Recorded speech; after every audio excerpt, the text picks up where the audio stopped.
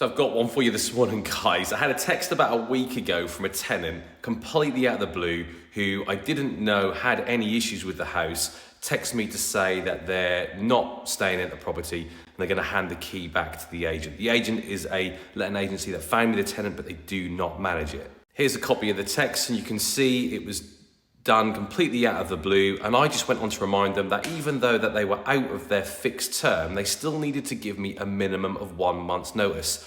And on checking my accounts, they actually hadn't paid for this coming month. They owed me for that month and then the month's notice that they were going to give, in total £2,400.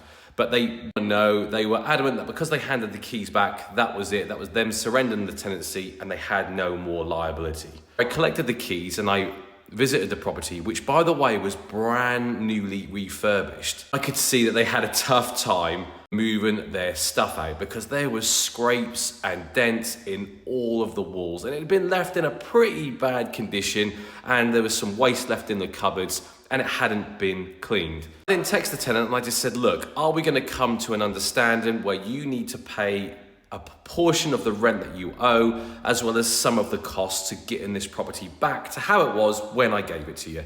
As far as they're concerned, the lease has expired and they no longer responded to any of my messages.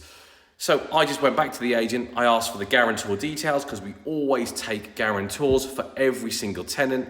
Out to be this guy's sister. She worked quite high up in the police. We prepared a money claim against her because when you've got a guarantor, you can go straight to them. You do not have to worry about the tenants. And the tenants hadn't given us a forwarding address, so it meant a claim was a little bit more difficult. So it was much easier for me as the landlord just to go straight for the guarantor.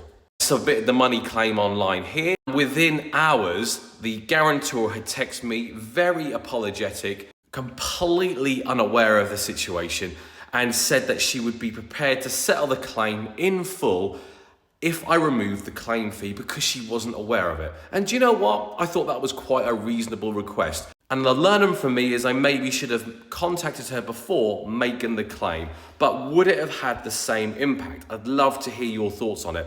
Anyway, within about 2 days, we'd agreed that she would make the payment in full. I would remove the claim fee, so I took a hit of about 205 quid, but I got the claim amount in full, which means I have no arrears on the property, and I now pay for the damages in full without any contribution myself.